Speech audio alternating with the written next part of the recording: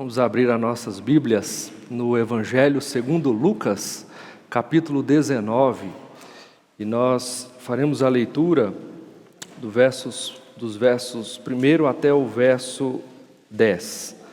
É aqui que nós vamos nos concentrar a estudar a palavra nesta manhã. Eu vou pedir a você que mantenha a sua Bíblia aberta após a exposição, porque nós precisaremos retomar o texto algumas vezes. Lucas, capítulo 19, de 1 a 10. Diz assim a bendita palavra de Deus. Entrando em Jericó, atravessava Jesus a cidade. Eis que um homem chamado Zaqueu, maioral dos publicanos e rico, procurava ver quem era Jesus, mas não podia por causa da multidão, porque ele era de pequena estatura. Então, correndo adiante, subiu a um sicômoro, a fim de vê-lo, porque por ali havia de passar. Quando Jesus chegou àquele lugar, olhando para cima, disse-lhe: Zaqueu, desce depressa, pois me convém ficar hoje em tua casa.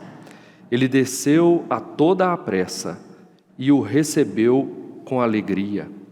Todos os que viram isto murmuravam, dizendo que ele se hospedara com homem pecador. Entre mentes, Zaqueu se levantou e disse ao Senhor: Senhor, resolvo dar aos pobres a metade dos meus bens, e se em alguma coisa tenho defraudado alguém, restituo 4 vezes mais. Então Jesus lhe disse: Hoje houve salvação nesta casa, pois que também este é filho de Abraão, porque o Filho do Homem veio para buscar e salvar o perdido. Amém. Vamos falar com Deus.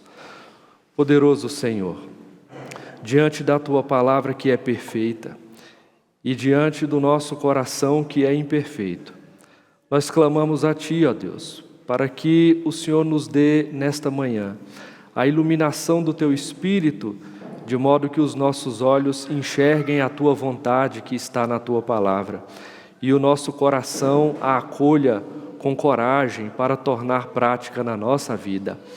Guia-nos, ó Deus, é o que eu te peço em nome de Jesus, o nosso Senhor. Amém. Amém. Queridos irmãos, eu gostaria de convidá-los a pensar em uma personalidade, uma pessoa muito importante da nossa época. Imagine, portanto, este personagem que vamos aqui imaginar juntos, como uma pessoa que ocupa um cargo do alto escalão do governo, uma pessoa que ocupa um cargo público muito elevado. Some-se a isso o fato de que esta pessoa trabalha em uma das mais importantes cidades do país. A esta personalidade nós também devemos adicionar o fato de que se espera dele que os seus atos sejam de transparência, de que a sua atuação enquanto funcionário público seja marcada pela justiça. Esta é, sem dúvida, a construção de uma pessoa ideal, que trabalha em favor do povo, que trabalha para a ordem, para o engrandecimento da virtude. É isso que se espera de um alto funcionário público. Mas o fato é que este homem de quem acabamos de falar, Zaqueu, era diferente de tudo isso. Zaqueu era um homem que, embora estivesse atuando como um importante funcionário público numa das maiores cidades de seu país e de quem se esperava todas estas coisas, agia absolutamente ao contrário de tudo isso que nós acabamos de falar. Esta é a grande angústia, esse é o grande dilema de Zaqueu enquanto frustrador de expectativas de seu povo que ele era. As pessoas, portanto, odiavam Zaqueu. Não obstante ele fosse um chefe, não obstante ele fosse ainda mais um homem rico, era odiado pelos seus pares. Mas é este homem de quem nós acabamos de falar que tem Jesus um encontro com ele e muda a realidade desse homem. Qualquer semelhança que haja entre essa personalidade que nós descrevemos aqui e homens dos nossos dias não são mera coincidência, mas o fato, ou a prova de que, embora o tempo passe, os problemas dos homens continuam sendo os mesmos. Esta é uma prova de que, embora haja uma certa distância cronológica entre nós e esta história que acabamos de ler, de fato, os problemas que ocupam a natureza humana e a desgastam e trazem tamanha destruição não só para o indivíduo, como para a sociedade que ele compõe, ainda é a mesma. Portanto, queridos irmãos, nós, como povo de Deus, diante da sua palavra e da realidade transformada aqui, temos uma boa notícia nesta manhã para anunciarmos uns aos outros e também para os que estão fora daqui quando junto deles estivermos. É a boa notícia que está escrita no verso 10 do texto que nós acabamos de ler. É o clímax desta passagem do Evangelho que nós lemos juntos, e ela consiste na frase de que o Filho do Homem veio para buscar e salvar o perdido. Essa é a grandiosa obra de Deus em Jesus Cristo na face desta terra. Transformar a realidade de homens perdidos numa realidade completamente nova. Mudar o coração do homem de modo definitivo e duradouro. Fazer com que estas personalidades tão nocivas a si mesmas e também ao seu povo sejam convertidas em personalidades que promovem o bem para si e a glória de Deus diante de todos. Que Jesus é esta pessoa capaz de mudar o coração do homem, de buscar o homem perdido e salvá-lo, é um fato. A pergunta que nós fazemos é como ele faz isso. Este é o tema da mensagem desta manhã. Como Jesus busca e salva o perdido. E Lucas nos ajuda a responder esta pergunta com o registro que faz no seu evangelho deste episódio em que Jesus opera. Eu chamo a sua atenção especialmente para os versos de 1 a 7, mas agora no verso 5, quando ele nos dá uma dica a respeito de como Jesus faz isso. Veja, verso 5. Quando Jesus chegou àquele lugar, olhando para cima, disse-lhe: Zaqueu, desce depressa, pois me convém ficar hoje em tua casa. O acontecimento passa na cidade de Jericó, como dissemos há pouco, uma importante cidade da Palestina. E nesta cidade estava, portanto, Zaqueu a trabalhar na coletoria. O texto nos diz que ele não era apenas um coletor de impostos, mas era o chefe dos coletores de impostos. Zaqueu estava especialmente atuando ali porque aquela cidade tinha uma característica de ser central nos processos econômicos daquela região. Havia, sabe-se por notas históricas, 3 grandes coletorias na Palestina. Uma delas ficava em Cafarnaum, a outra em Cesareia e esta em Jericó. A cidade de Jericó era conhecida por ser um grande centro econômico, produtor de bálsamo. E este bálsamo tinha, além de características cosméticas, também características medicamentosas, o que o fazia algo desejado por toda a parte. Grandes quantidades deste produto eram exportados dali. Muitas pessoas passavam por aquele lugar e este comércio, portanto, movimentava fortemente a economia daquele lugar, razão pela qual o Império Romano colocou ali uma alfândega. Zaqueu atuava como chefe dos trabalhadores daquele lugar. E o texto diz que Jesus estava passando por ali. E Zaqueu corre para, no meio da multidão ou concorrendo com ela, encontrar um lugar, de modo que ele pudesse ver Jesus. Os estudiosos deste texto divergem no que se refere à motivação de Zaqueu para estar lá. Essa é uma pergunta curiosa. Por que Zaqueu corre para ver Jesus? Este era um ato estranho àquela cultura, porque Zaqueu é judeu. Embora a serviço do Império Romano, sendo ele judeu, não era próprio da sua cultura que um homem adulto corresse em público. Este é um ato atribuído a crianças, a alguém cuja maturidade ainda não está plenamente estabelecida. Mas Zaqueu corre em público e ainda mais sobe numa árvore, um ato também estranho, para ver aquele que passava. Alguns dos estudiosos dizem que era mera curiosidade. Outros dizem que era o desejo de estar informado, enquanto funcionário público, das coisas que ocorriam na importante cidade de Jericó. Embora haja divergências sobre a motivação ou as motivações de Zaqueu, em uma coisa os estudiosos convergem. É no fato de que tudo o que Zaqueu esperava naquele dia de Jesus era um encontro impessoal. Era apenas ver o que estava acontecendo, era ver Jesus ainda que de longe, era estar na rota em que ele estivesse, para ter uma relação distante, em nenhum aspecto pessoal. Embora possa parecer que a iniciativa de ver Jesus tenha sido de Zaqueu, o texto nos mostra que o que aconteceu foi justamente o contrário disso. O texto do verso 5 que acabamos de ler, diz que é Jesus quem olha para Zaqueu, é Jesus quem dirige o seu olhar para o mestre, para o cobrador de impostos, é o mestre quem fala com Zaqueu e chama ele pelo seu nome. A relação que Jesus busca criar com aquele homem é uma relação pessoal. E este é, portanto, o diferencial de todo o acontecimento até aqui. Olhe para o texto e veja como Jesus disse estas palavras, pessoalmente dirigidas a Zaqueu: desce depressa, pois me convém ficar hoje em tua casa. Queridos, aqui está a resposta, ou a primeira resposta a esta pergunta: como Jesus salva o perdido? E a resposta é: Jesus olha para ele e o chama. Esta é uma das características mais fortes do modo como Jesus chama alguém para ser seu discípulo. Jesus nunca fez chamados assim abrangentes, amplos e aleatórios, mas ele sempre olhou de modo direto, pessoal, chamando pelo nome aqueles que ele quis que andasse com ele. Isto mostra que Jesus conhece, ele sabe bem com quem está tratando, de que a sua oferta não é ampla e indeterminada, mas que a sua oferta é singular e direcionada.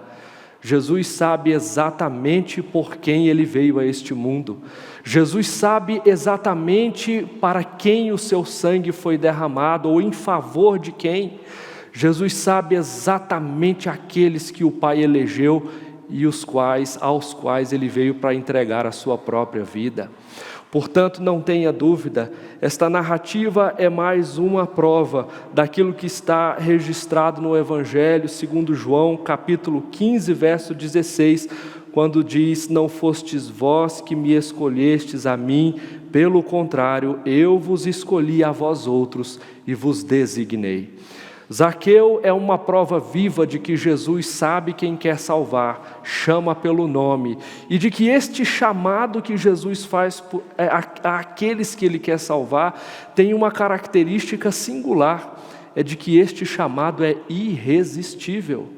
Veja que o homem sobre a árvore, recebendo de Jesus um chamado, não faz perguntas, não questiona as razões, não questiona os métodos, não tem dúvidas a respeito da importância e da grandeza daquilo que ele está ouvindo. Pelo contrário, ele de modo definitivo marcha para baixo da árvore e para ir a caminhar junto com o mestre que o chama. Esta é outra característica do chamamento de Jesus. Ele é irresistível. O texto nos mostra uma figura que nós quase podemos ver com a imaginação. A de um homem no verso 6 que desce depressa da árvore. E descer depressa de uma árvore é a tarefa difícil para um homem adulto. Não obstante estas barreiras da natureza e da sua própria condição, ele faz com alegria. Esta é outra característica deste chamado irresistível de Jesus a um homem perdido, é que ele é acolhido com alegria.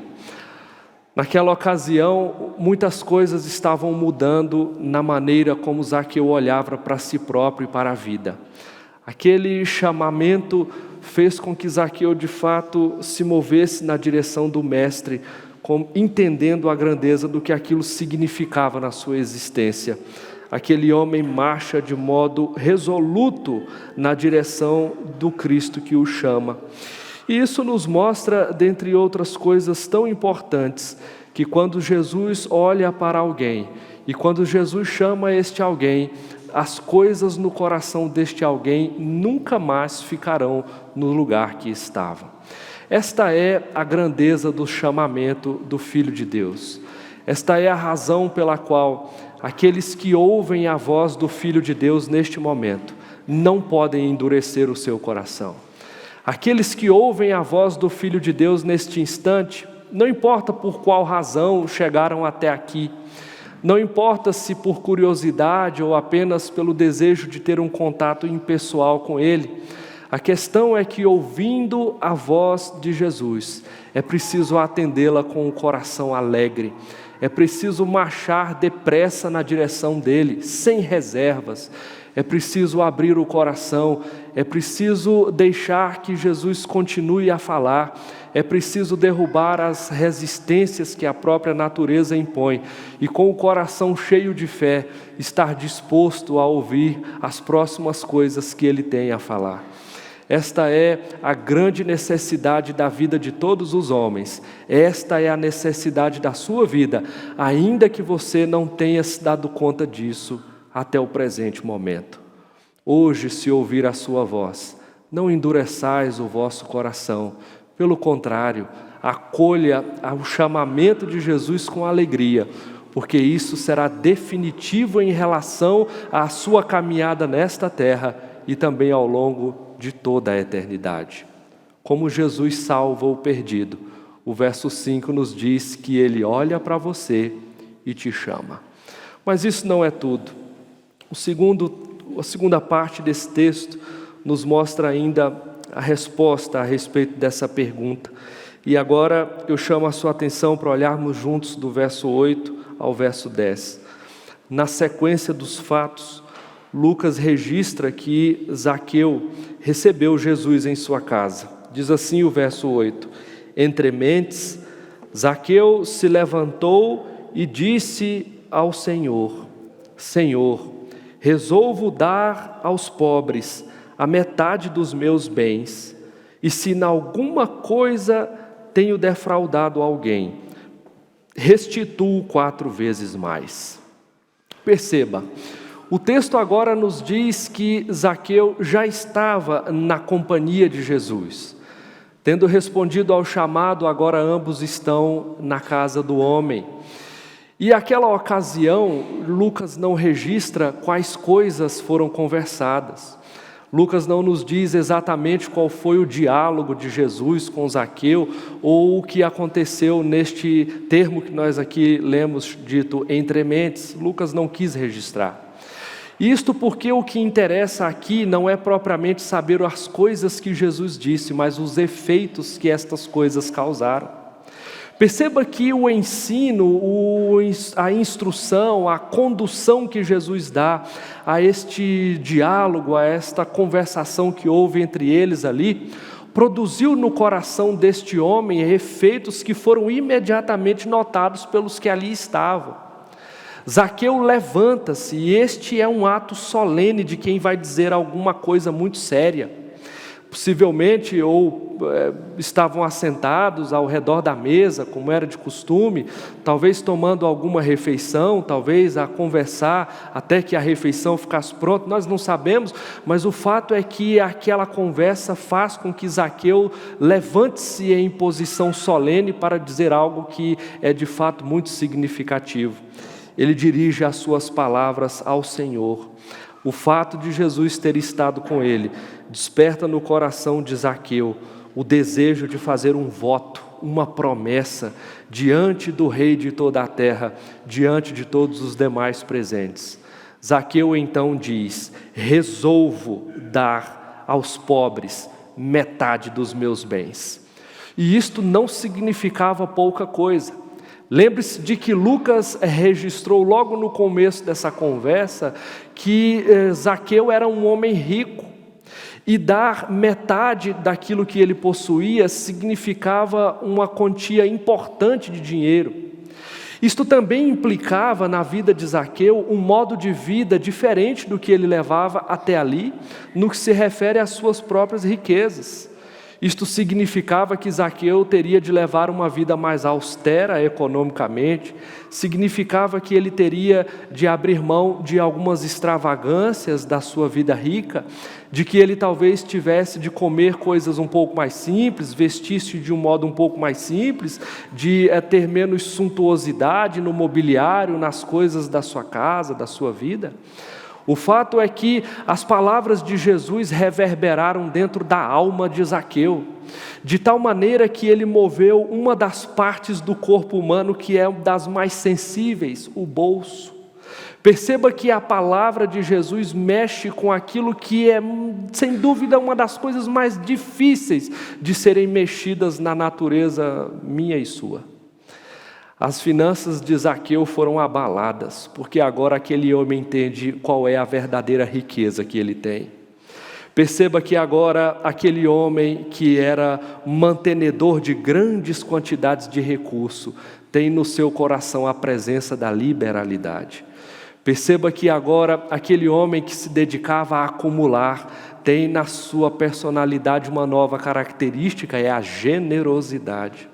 Perceba que as palavras de Jesus de fato mudam mais do que a condição intelectual de alguém, mas mudam o modo de vida do alguém que tem este encontro com o Senhor Jesus. Esse homem agora faz este juramento público de dar metade do que tem. Lembre-se de que Zaqueu era um homem judeu, o seu próprio nome denuncia isso. E na lei judaica era dito que bastava que um homem reservasse a 5ª parte de todos os seus bens anualmente para entregar a fins piedosos, para ser aplicado como oferta. Mas Zaqueu foi muito além disto. Perceba que ele agora já não se prende às amarras das conveniências de sua cultura e de seu tempo, mas ele vai além. Porque o que move a vontade de Zaqueu não são as conveniências dos homens, nem a cultura da época, mas o seu desejo de agradar a Jesus Cristo. Então ele diz: darei a metade de tudo o que possuo.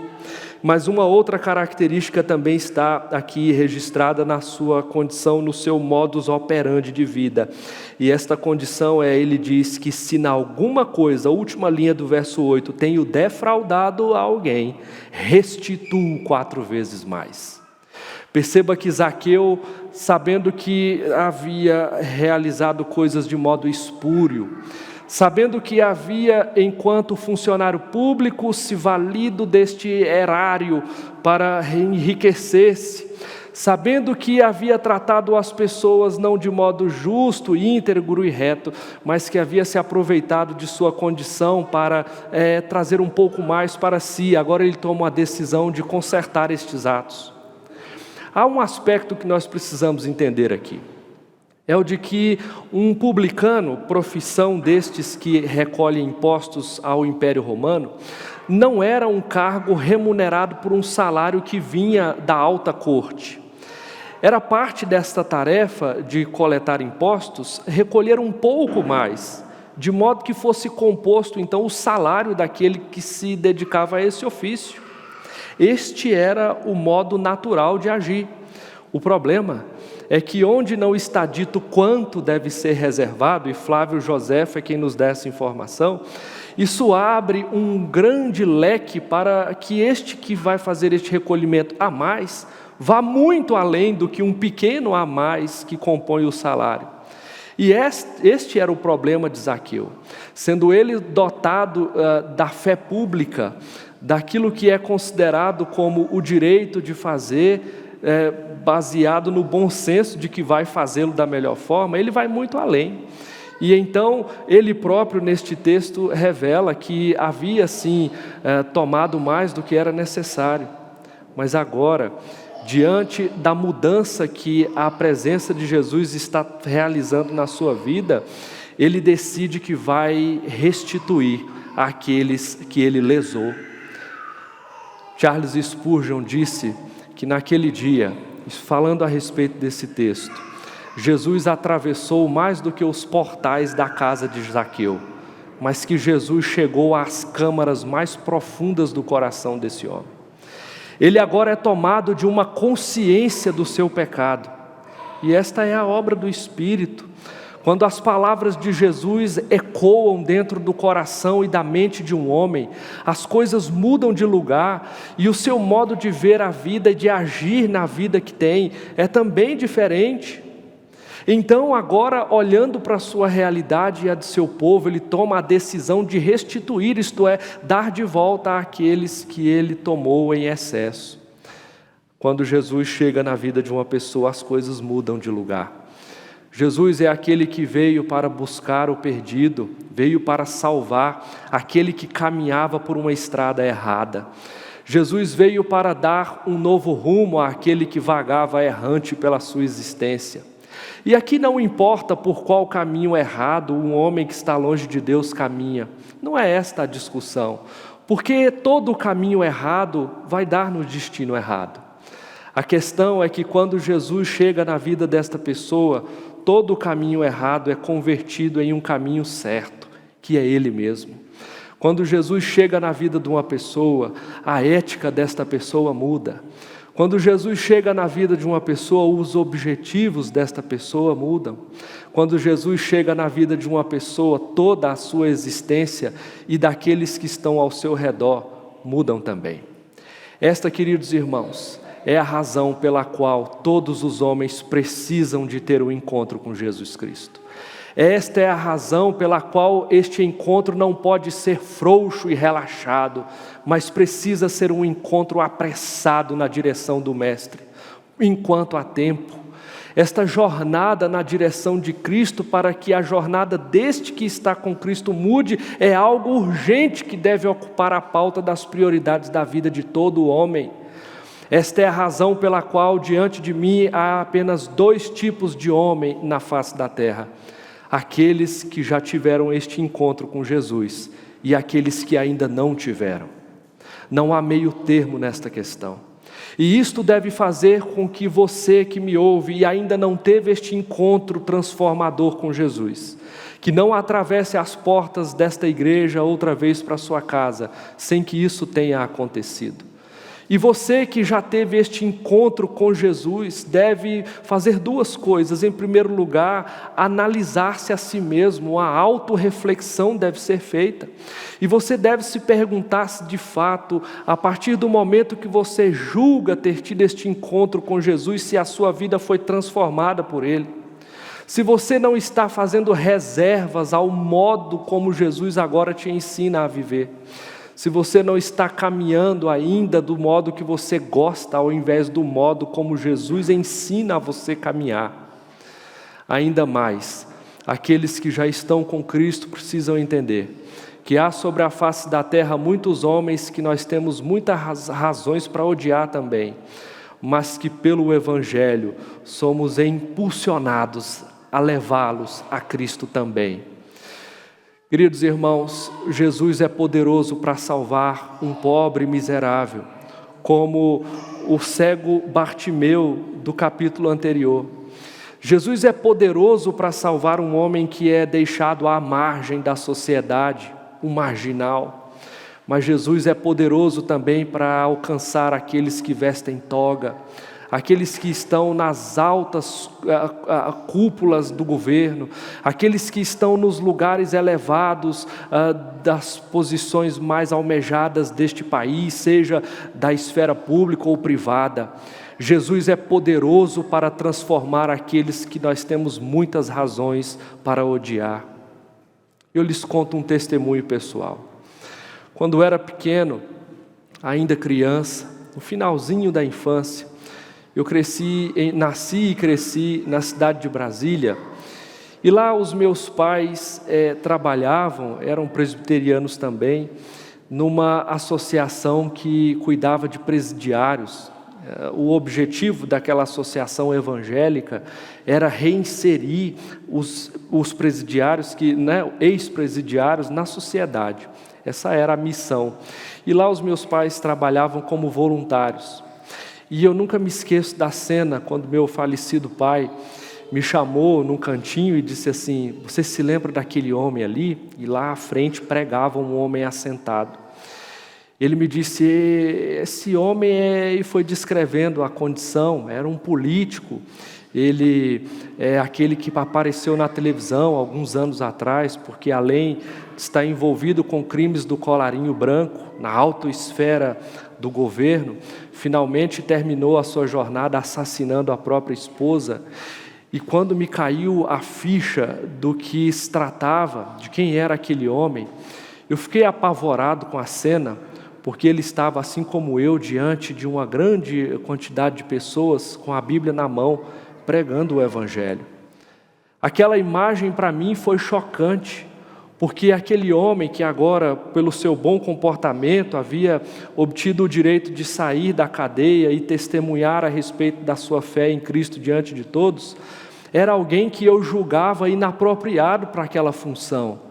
Me chocava o fato de que aquele lugar talvez tivesse de ser ou estar sendo ocupado pelo meu pai, um homem que eu sabia, ou pelo menos imaginava, nunca ter cometido coisas daquela natureza. Me escandalizou o fato de que aquele homem pecador agora pregasse o Evangelho de Jesus Cristo.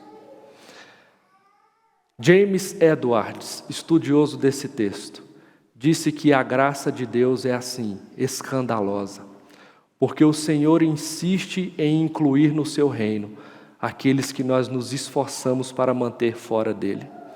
Esta é uma das mais chocantes características da graça, de que um homem como Zaqueu, odiado possivelmente até pelos próprios discípulos de Cristo, agora tendo sido achado por este poderoso Jesus Cristo, é tornado discípulo também. Queridos irmãos, isso deve ser razão suficiente para nós deixarmos de achar que é justo da nossa parte atirar pedras naqueles que estão cometendo erros por aí afora, ao invés de atirar neles, no bom sentido da palavra, evangelho. Esta deve ser a razão suficiente para nós fazermos como fez o apóstolo Paulo e registrou na carta aos Romanos, capítulo 1, verso 16, quando disse: eu não me envergonho do Evangelho, porque é o poder de Deus para a salvação de todo aquele que crê, primeiro do judeu e também do grego, daqueles que a gente gosta e daqueles que a gente não gosta, daqueles que nos agradam e daqueles que nos incomodam.